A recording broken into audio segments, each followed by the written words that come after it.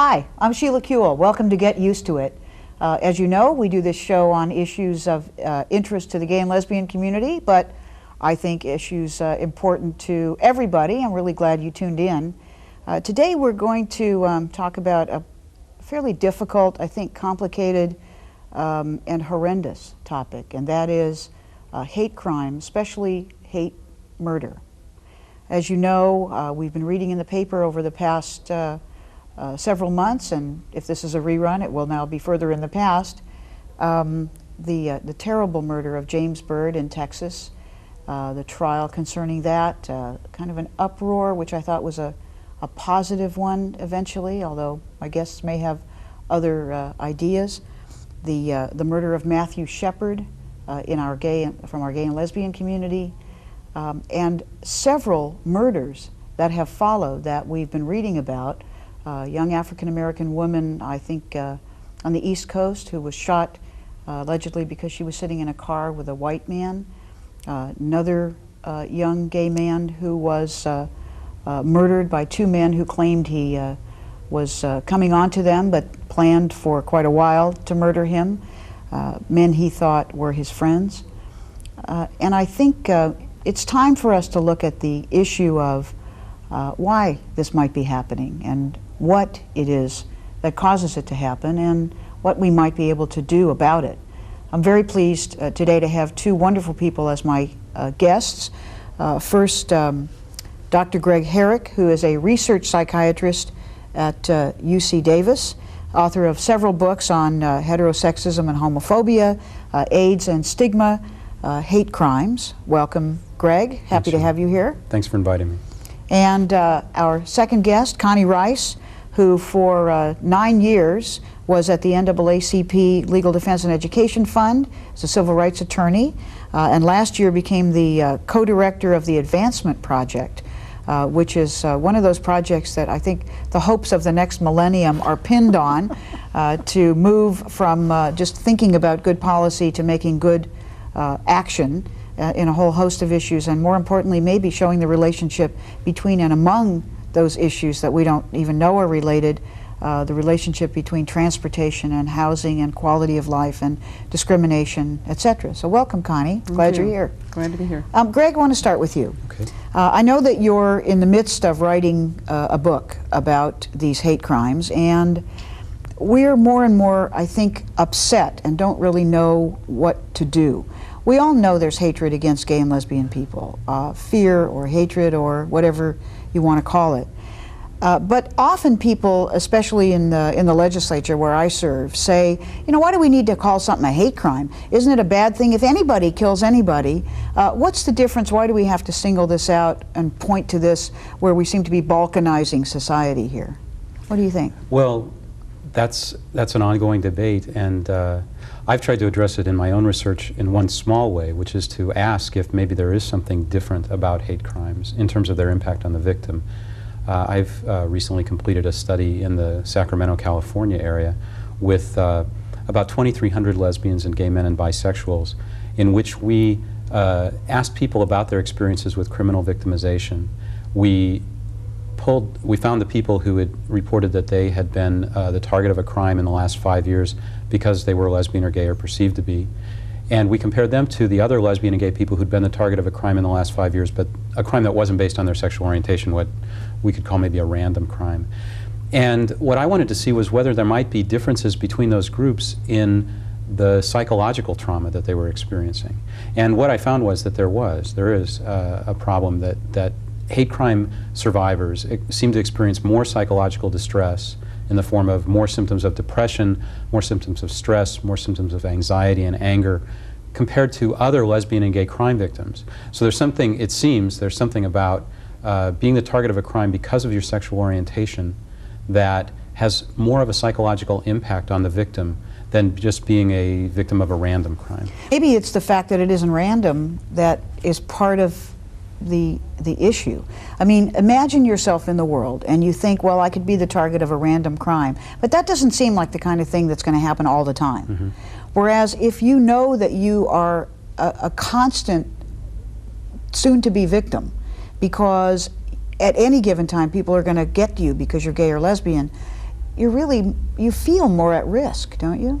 Yeah, there's a need that we all have to be able to walk around in the world and feel invulnerable. You know, if we couldn't do that, we wouldn't be able to leave our house in the morning. You know, if you think about the risks that you run just by getting into a car or walking down the street, we need to not think about those things. We need to have a sense of invulnerability.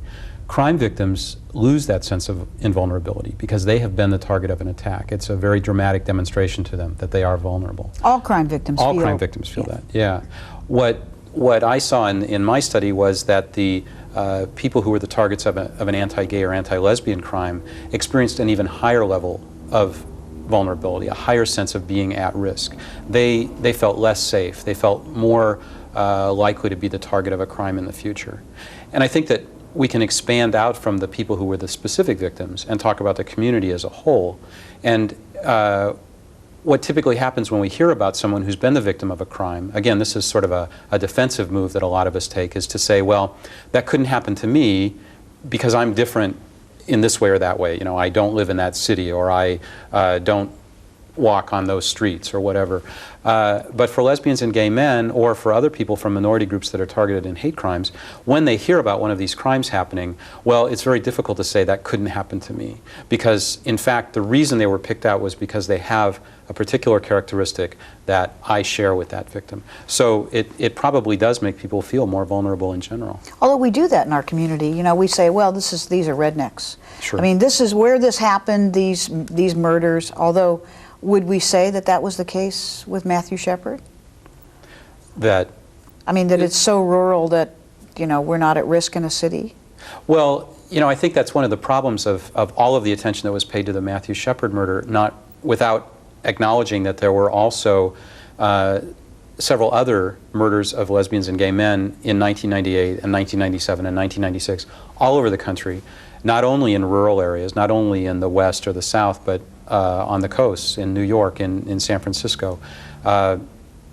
When people know about that, then they aren't able to quite distance themselves from it so much. And the thing to keep in mind is that this is going on all the time. You know, a lesbian or gay person is continually seeing reports in their newspapers or hearing about it on the news media that someone was targeted because they were lesbian or gay. And a similar experience for other people from other minority groups. They're continually hearing about this victimization in a way that I think people who don't belong to one of those groups are able to just not notice it.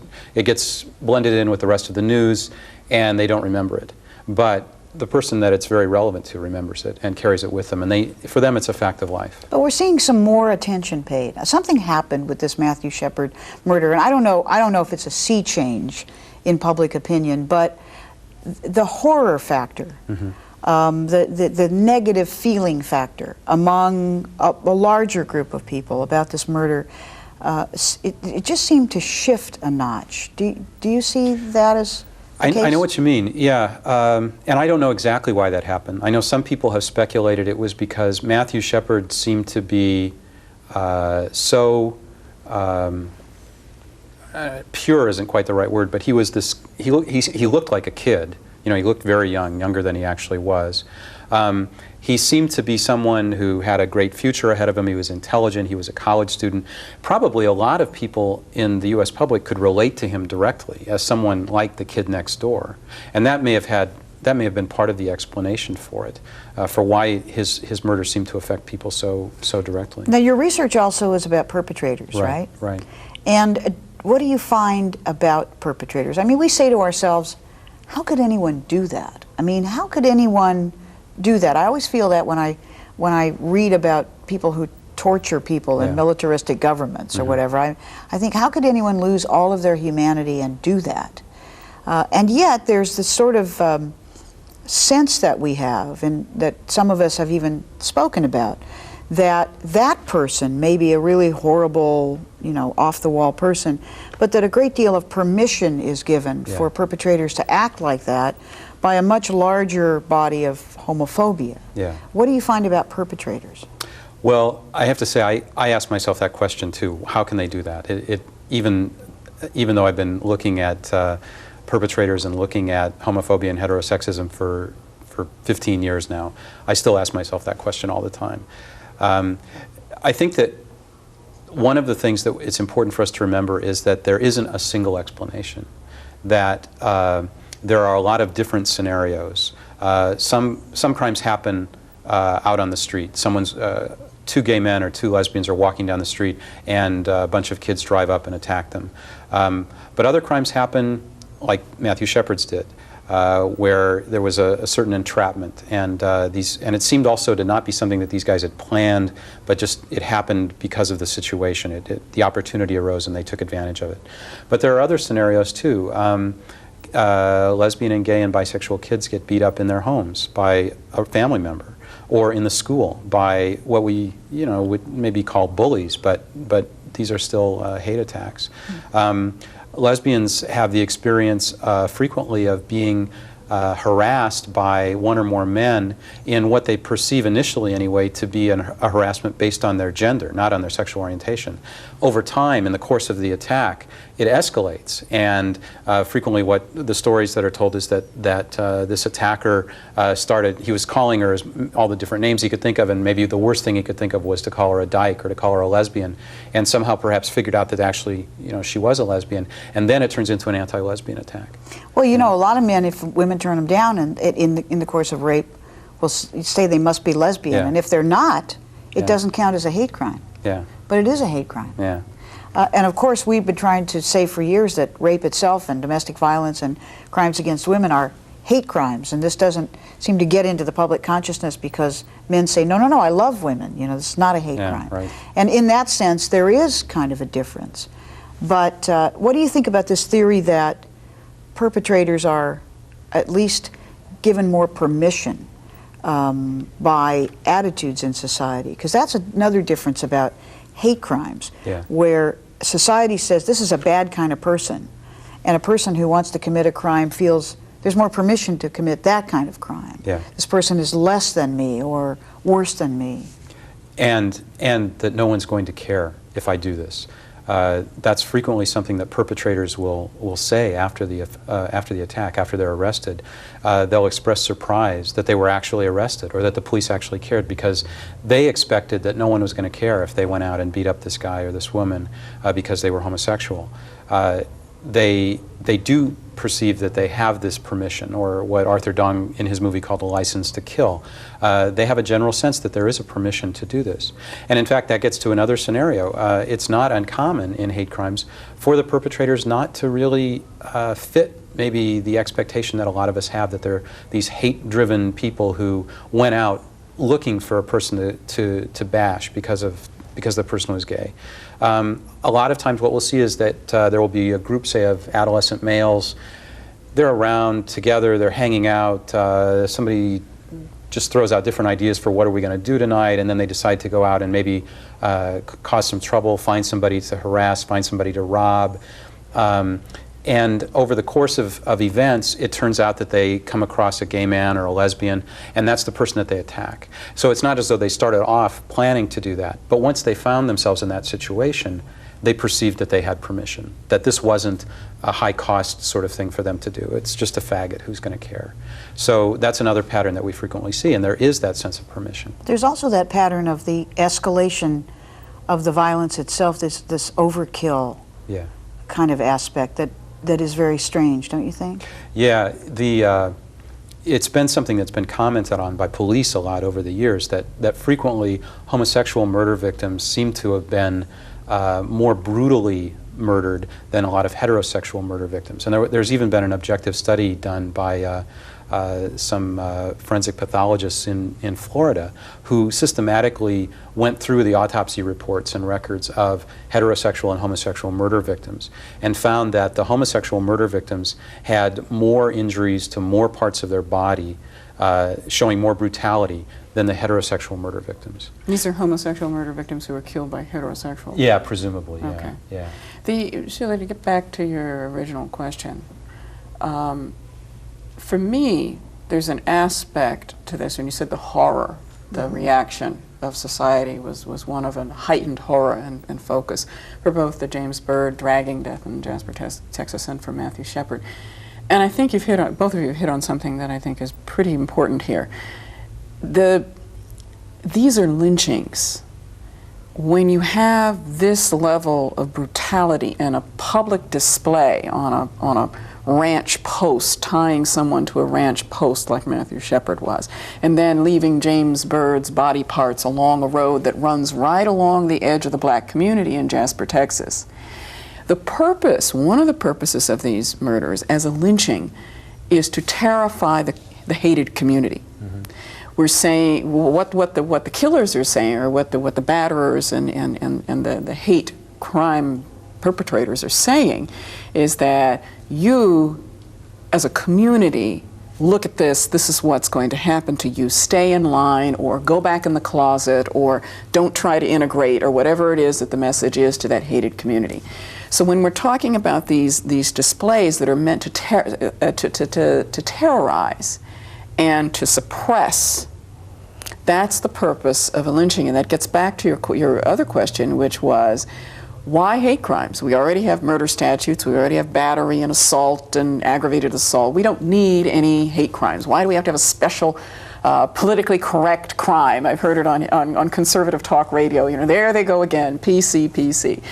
Well, the purpose of having a special crime is because this is a special type of injury to society, not just the person who's been beaten or murdered or hung up in a tree and left for display to terrorize the community. It's a crime against our social system because it is meant as a message to an entire subpopulation, be it African Americans, be it gays and lesbians, be it Jewish Americans, be it Polish Americans, that it's meant as a signal. And so that's the injury that the hate crime statute is meant to get at. That's a crime against the larger social system. It goes beyond the injury to the individual. And I think that even when it isn't displayed, there was just who was it in the California prisons? I think his name was Corona, who just admitted to having murdered 10 other gay men.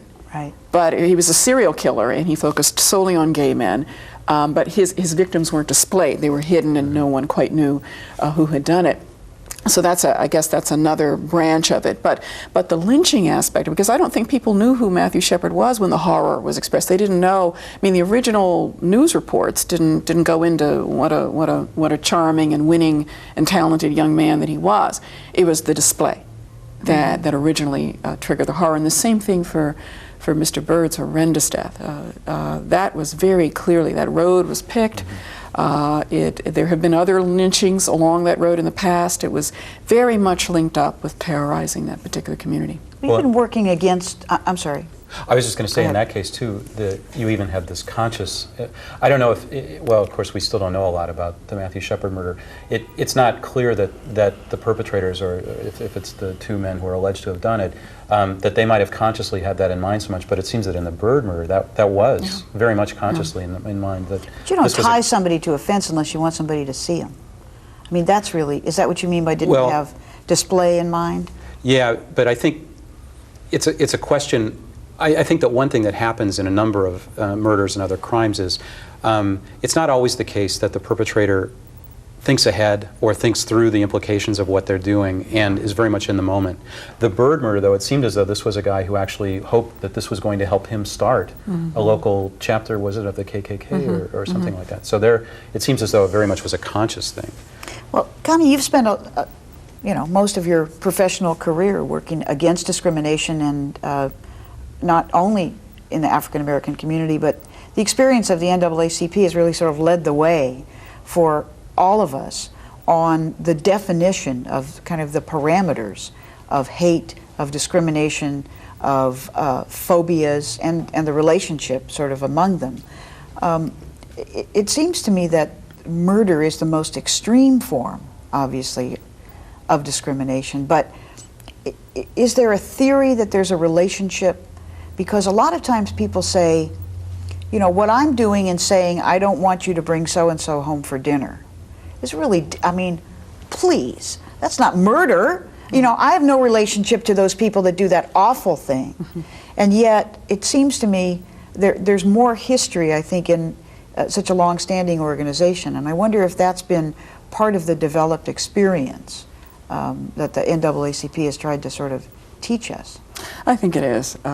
The history we're talking about very primordial emotions and reactions.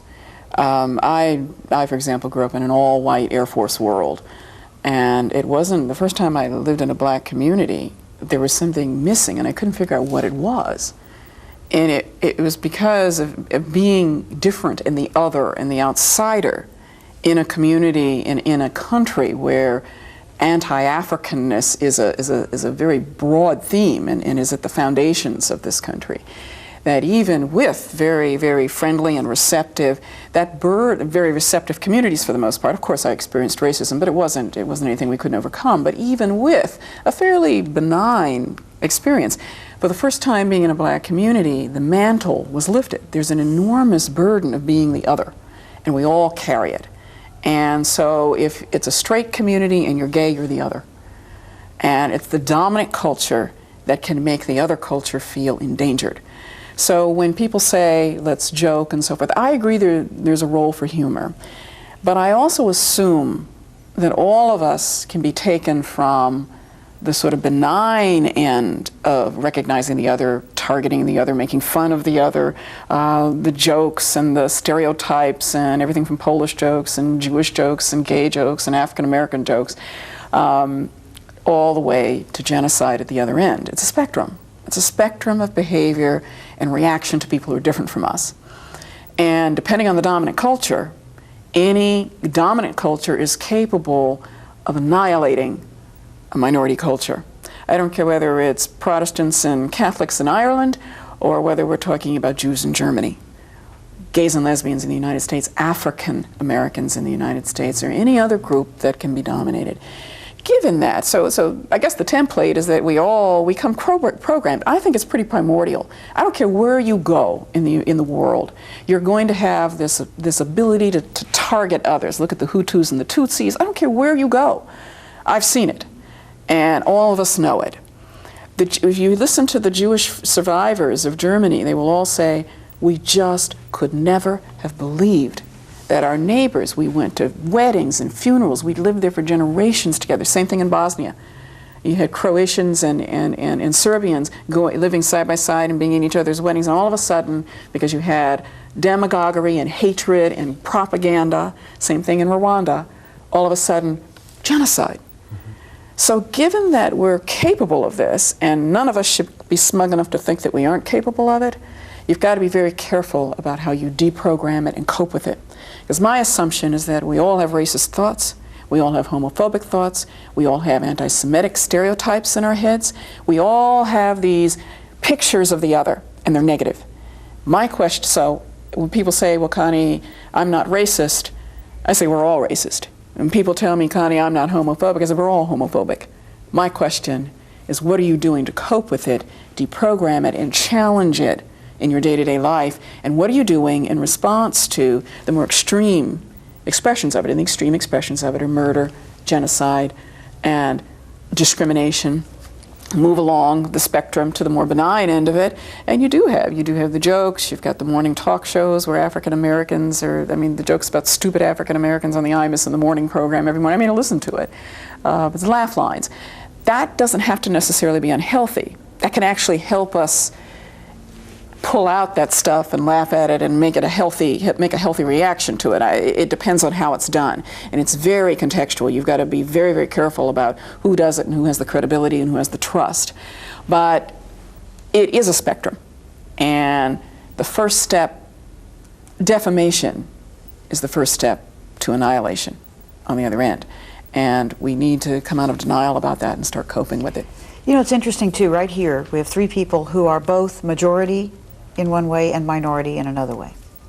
And it is not just theoretical with us, or at least it shouldn't be, about how we deal with being in the class that is likely to be annihilated, and also being in a class that can do the annihilation. Yeah. You're straight, right. You're African American. You're a man, you're gay. I'm white, I'm a lesbian.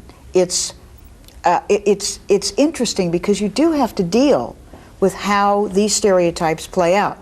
In the majority stereotype, how to unlearn kind of what we know, how to accept it, as you said, how to admit it, how to deal with it. And it's a duty, I think, for us to do it. And we have to really, I think, insist that other people do it too. I mean, it's as always, people don't like to be saying what other people should do or what they shouldn't say.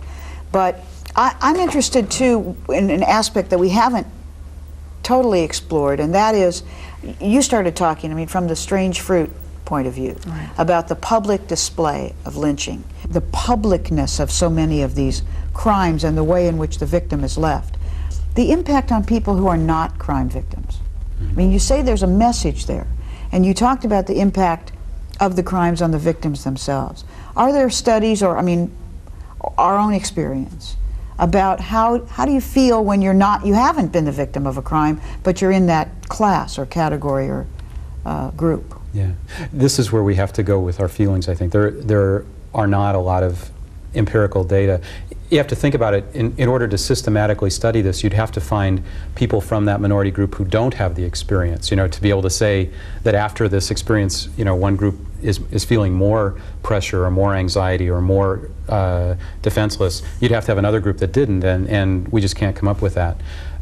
You know, but certainly just think about our own experiences. You read the paper, or you know, you hear the news about a murder, or about maybe, you know, in a way, maybe a murder even seems so far away just because it's so awful. But just think about the, you know, the lesser crimes, you know, the beatings and muggings and the harassment that we know go on all the time. All of those things inevitably, I think, make us feel more vulnerable. Well, because I've had a bill to try to protect gay and lesbian students in California public schools. Now, this is my third time bringing this bill. I've, as you might imagine, talked to a lot of students. Mm-hmm. There are some very interesting experiences, and battered women have had these experiences too, where there will be a threatening gesture made by killing or hurting someone's pet, for mm-hmm. instance. And you know, the American Humane Association is actually interested in this aspect of it, because a lot of times the same kind of thing, I'm going to send you a message, but mm-hmm. this message is, you're next. I'm going to hurt, you know, this animal, which among all of these classes is thought to be the lowest. I mean, we can hurt and kill animals, we mm-hmm. don't care, right? As a kind of a message, so you get the message. And I think that what happens is we live, you said you can't find a test group. Yeah. Why? Because no one has lived their life without the message. You couldn't find African Americans who wouldn't respond to a burned cross. Mm-hmm. That right. You couldn't find you couldn't find Jewish Americans who wouldn't respond to a swastika. I mean, I wouldn't. You couldn't find people like me who wouldn't respond to a swastika. So, I think it'd be a pretty difficult study to do.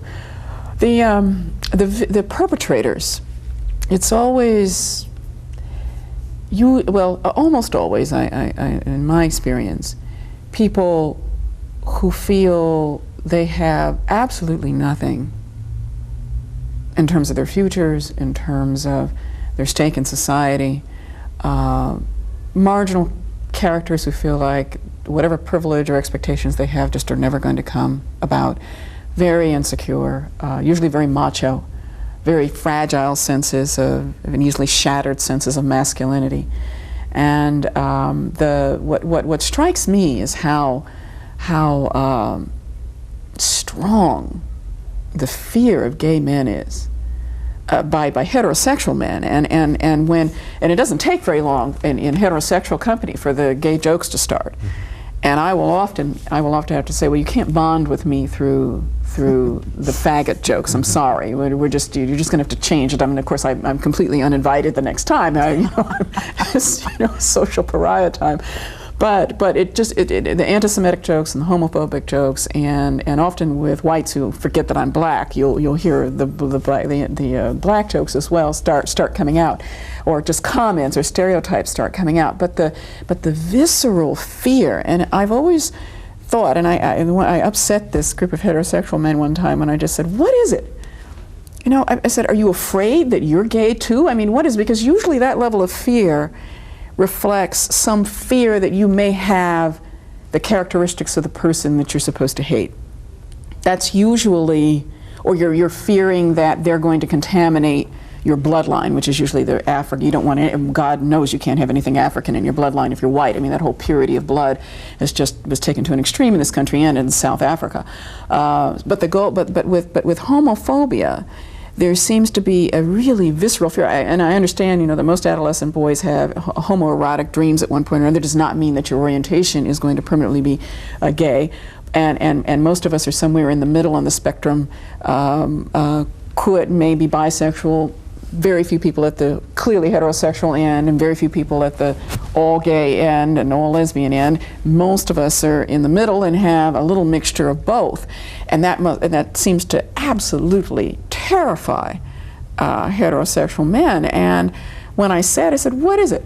Are you afraid that you're gay?" Well, the room exploded, and it was obvious that was it. They wouldn't have reacted that way if it hadn't been it. They would have been kind of quizzical about it. And, well, I don't think so. But it was just, I mean, people got up out of their chairs and a table almost went over. And it was, I think I hit a nerve. Yeah. Well, you do hit a nerve. Yeah. Well, and certainly that's there in many cases. But there's another whole side to it, which is the equation of sexual orientation and gender. That gay men are assumed to, because of the fact that they're homosexual, that not only has to do with sexual behavior, but it has to do something with masculinity and being a man. Mm-hmm. And in my research, actually, that was a more common theme when I was, looking at heterosexual adults and just getting them to disclose about their attitudes.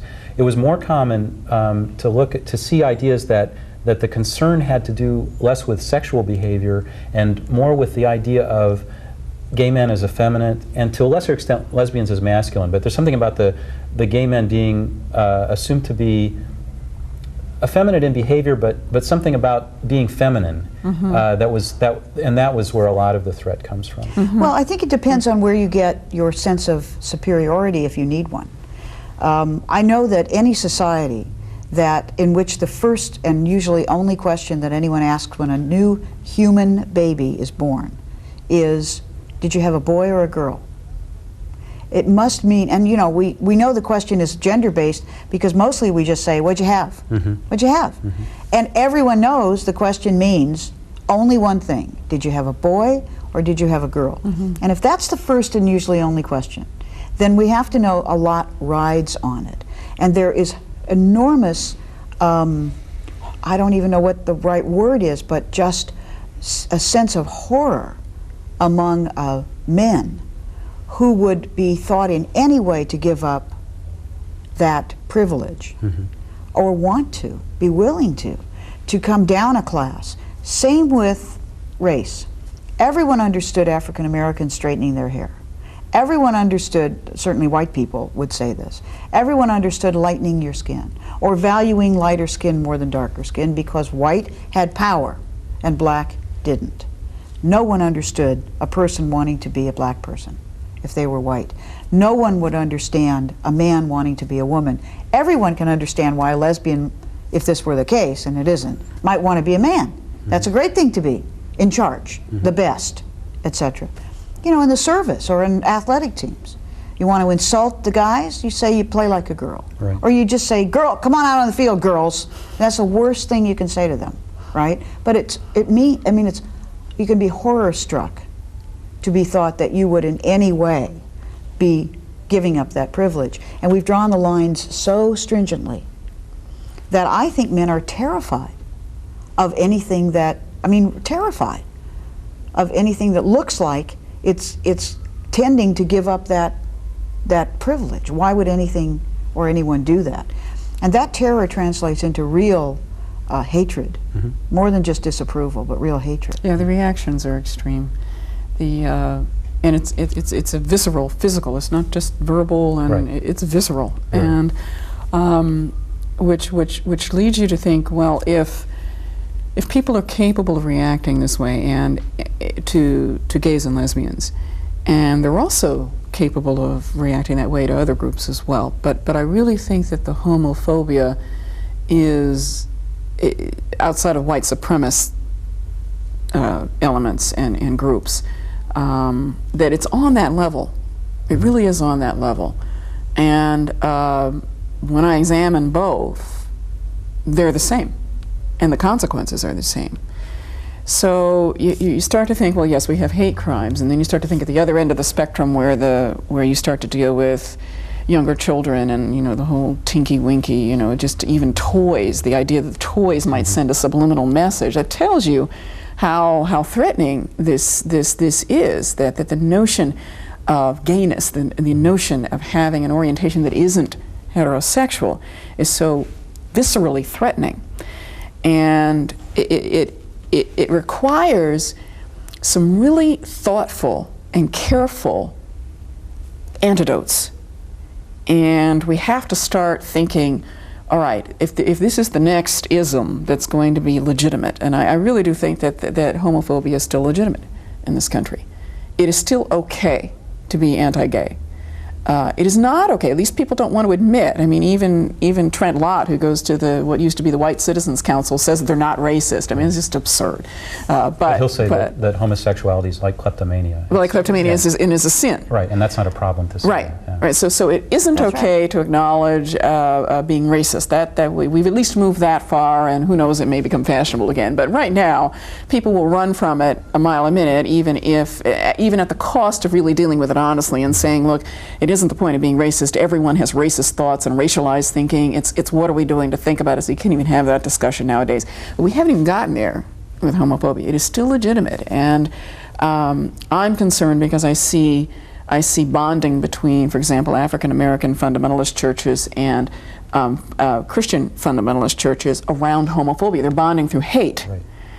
And it's so you get it infused with religion. And I've heard some very, very interesting theological discussions about, of course the Bible isn't justifying homophobia. I mean, you may as well say the slavery still has to happen if you're going to go to the Bible and justify this stuff. They're also not willing to push very hard the notion of adultery, which was a higher sin than this, and it's an epidemic in the United adultery is an epidemic, evidently in the Congress. So they're very carefully chosen biblical notions, and some very good pastors I've heard some very good sermons countering those religious justifications for homophobia. But we're going to have to be very, you talk about textbooks, you talk about trying to deprogram children so they don't pick up these messages, that it's okay to hate gay people and you should fear this. God knows what it does to the children who are gay and lesbian. We're not even thinking about the impact on the orientation issue on children. And so I'm wondering, how do we help people to connect the dots, heterosexual people to connect the dots, so that the fear level goes down? How do we talk about it so the fear level goes down? There's been an interesting reaction that I felt was different, and I'd be interested in your response to it. These murders happened in small towns, almost all of them, that we're starting to hear more about now. The law enforcement agencies in these towns appeared to take these murders more seriously than I had heard in the past. An instant response. Some reporting of the horror of the townspeople. Now, I would expect it in the dragging death these days of an African American man, though I don't know in Texas whether we can still count on a sheriff to really care. But it seemed to me it was more than just, oh my God, the New York Times is here, I better do something. That there was some genuine notion, and that is a set of people that was not engaged in caring. Do you see a difference in this? Well, and I think this goes back to the question of why hate crime laws, even people who maybe say that it's not the best way to go or it's not that necessary, I think would have to concede that a big change that we've seen in the last 10 years or so is that hate crimes have begun to be taken seriously by law enforcement personnel in a way that they never used to be. Now, and I think that at least in part this has to be attributed to the Hate Crime Statistics Act that was passed around the turn of the decade, and that suddenly said, we want to start collecting statistics on this. Now, the statistics are still probably very unreliable and way undercount the problem, but still, it's the case now that police departments have people who are trained to know about hate crimes. They have forms that they fill out. They have procedures and policies that when they encounter something that even could be a hate crime, they have something to do. And that seems like a big change, and I think that's as a result of all of the activism that occurred during the 1980s around the whole issue of hate crimes and getting some consciousness raised among law enforcement personnel. If this had happened 40 years ago, if the dragging death of James Byrd had happened 40 years ago, we could have had an Emmett Till verdict. Remember the young African-American boy in Mississippi who was, the picture of him with his head swollen so big from the beating. No jury, you couldn't get a white jury to convict the perpetrators. You also couldn't get a white jury to convict the murderers of Cheney, Schwerner, and Goodman. So there has been a sea change. It is no longer the good old boy sheriffs who simply protected certain citizens and were actually riding with the Klan at night, which was the story of the South. Any African-American family knows that, including mine, in Alabama. So yes, that absolutely changed. And it's the Jasper, Texas story is a fascinating story of a community, how far we've come out of denial, but how far we're still in it. Here you have a community where the African Americans and the white residents said together, we're going to heal, we're going to let our law enforcement work. Justice is down there. The sheriff went immediately to get the FBI. Would never have happened 35, 40, 50 years ago. Never. So that is a huge, huge step. It's huge progress. Put that on the table and let's celebrate it. But at the same time, 1999, there was a wall in the cemetery. Right. A wall after death to make sure that the molecules don't mix under the ground or something, but whatever you have, you segregated cemeteries in 1999. It took this for people to come out of denial about the symbolism of needing to separate African Americans and whites in death. And also, while the high school seems to be okay in Jasper, Texas, there are serious problems in the middle school. A lot of racial fighting, interracial fighting over the Confederate display of the Confederate flag and what it means, and that was slowly coming out. And there is deep, deep hurt in the African American community in Jasper, Texas. They're now looking for people to come in and help with the healing. But there's deep, deep hurt that a son from one of their white families in that community was capable of harboring such hate and having it developed in the prisons, which is a whole other topic of what happened, how we have little engines, incubators of this kind of hate in our prisons. And that's where this was nurtured. But that those ideas and that capacity for hate was still possible in 1999. I mean, Mississippi voted to end slavery February 1995. What was that about? And yet we want to pretend that we're fine. We haven't even gotten that far. We can't even get anti-discrimination laws passed to protect gays and lesbians. Not giving gays and lesbians any privilege, but simply giving them the equal justice under law that African Americans and Jewish people and everybody else have for religious and racial and gender discrimination.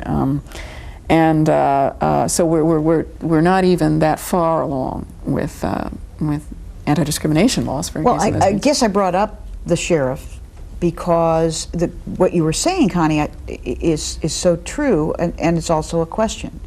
How do we move this along? I mean, someone who's the co-director of something called the Advancement Project addresses these issues. How do we move this along? Or does it move along kind of on its own? I mean, the same man who won the Pulitzer Prize for writing Martin Luther King's biography wrote a book called Liberty and Sexuality, which is about the pro-choice, well, actually, pro-contraception, anti-contraception, pro-choice, anti-choice, and a little bit gay and lesbian sort of pro and con movements, and about how there are sea changes in public opinion and how you can see them coming. And he identified 3 major institutions that seem to begin to change before you get a sea change about these things: the pulpit, the press, and the law. And the law is an aspect, when we talk about saying something is a hate crime. I saw this happen with domestic violence. It took us 7 years in California before we could even get a law passed that said domestic violence was a crime. Because it was just fine to beat up a woman if she was your woman. And that was, shouldn't be interfering in that. Or, well, it didn't happen very much, which is part of this thing about they're crazy, we're not, there's a few murders, that's not about us. And essentially these movements, it seems to me, have developed into a really sad but necessary recognition in our society, which is just as you've said, that we all participate in this. And what we need to do is to choose not to, somehow. So what in your experience seems to work?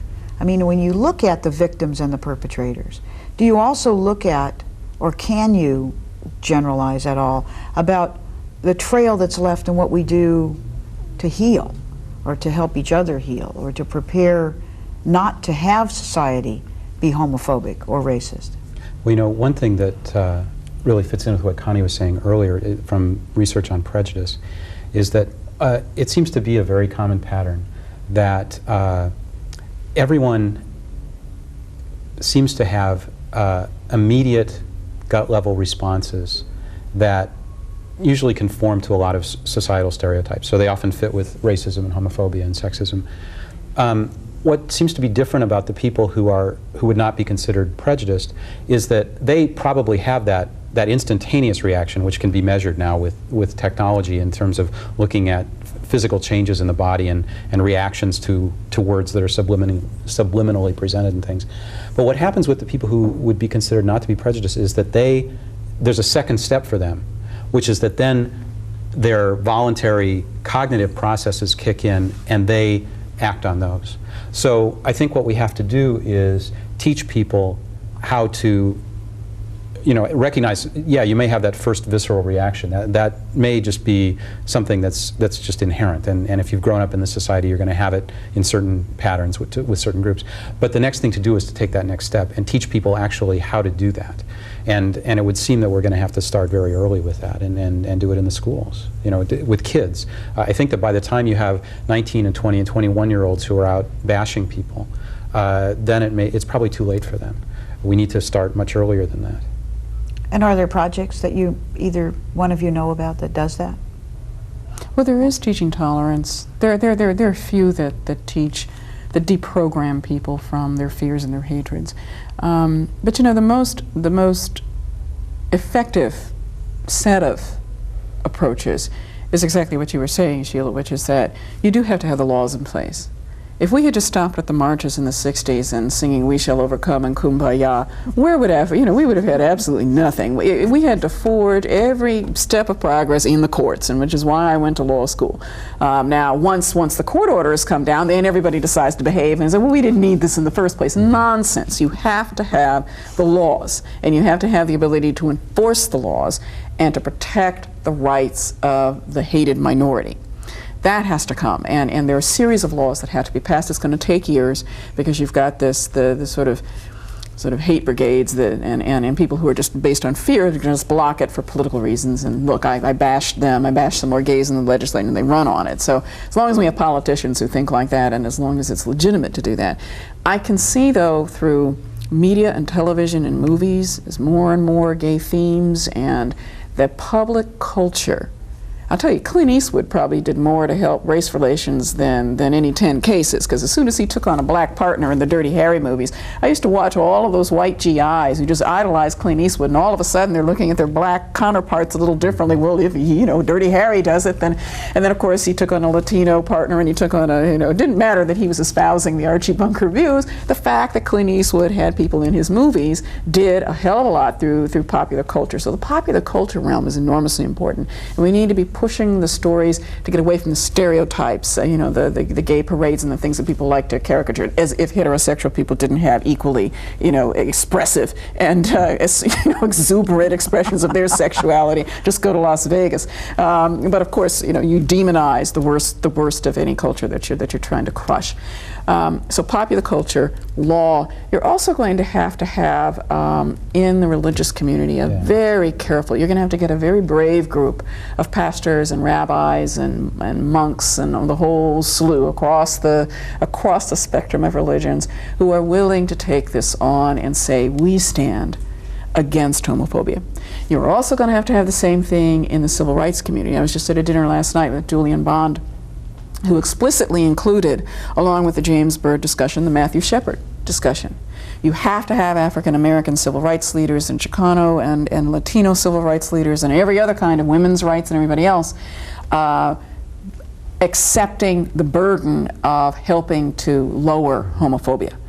And it's part of why I show up at the press conferences and do my little spiel, you know, whenever there's an end, you know, I mean, because there are very few who are willing to do this. So there's going to have to be that leadership as well. And then the politicians, they're going to have to be heterosexual politicians. So in every single sector where opinion is made and where the tone and approach of the society to a group of people is set and put into motion, we're going to have to be there, and it's going to be a horrific battle, because this, I have to tell you, I haven't seen this kind of reaction.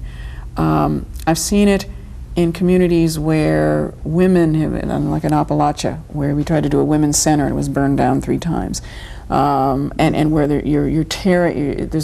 it's seen as a threat to the social setup, very fundamentally, like you're going to tear up the whole culture of that particular town. And when it's that volatile, you have to have more than just the terrorized group.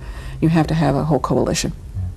I think that, you know, one of the important points that you were making earlier, and that goes in with this list and your troika that included the pulpit, I think we have to realize that a lot of the defensiveness and sense of threat that's associated with lesbians and gay men is not just because of issues about gender and sexuality, but also because since really the late 70s in a big way, we've had this religious movement in this country that has demonized lesbians and gay men and has created a culture in which, for a lot of people, people need to have a sense that they're good people. You know, I need to have a sense that I'm basically a good person, I'm doing the right thing. If I'm a Christian fundamentalist, as of about 1978 or later, part of being a good person meant opposing the homosexuals and seeing the gay community as being a threat, not just in terms of sexuality and gender, but in terms of my whole set of values, in terms of my God.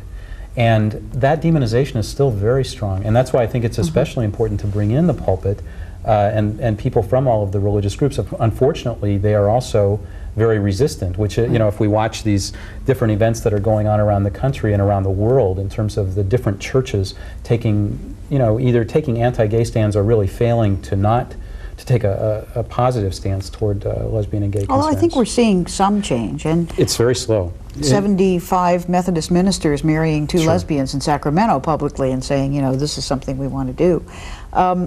This is wonderful. I could talk for a whole nother hour, and I hope you'll stay and do that, but unfortunately, we're down to the last minute. It's really difficult to believe. It goes by so fast for me. So Greg Herek, research psychologist from UC Davis, Connie Rice, co-director of the Advancement Project. My friends, thank you so much for being here. Really glad that you joined us as well. And I hope that, I guess I'll change the ending that I normally use a little bit, because I hope that where hate crimes are concerned, we will never get used to it. And I hope you'll do your part. Thanks for watching.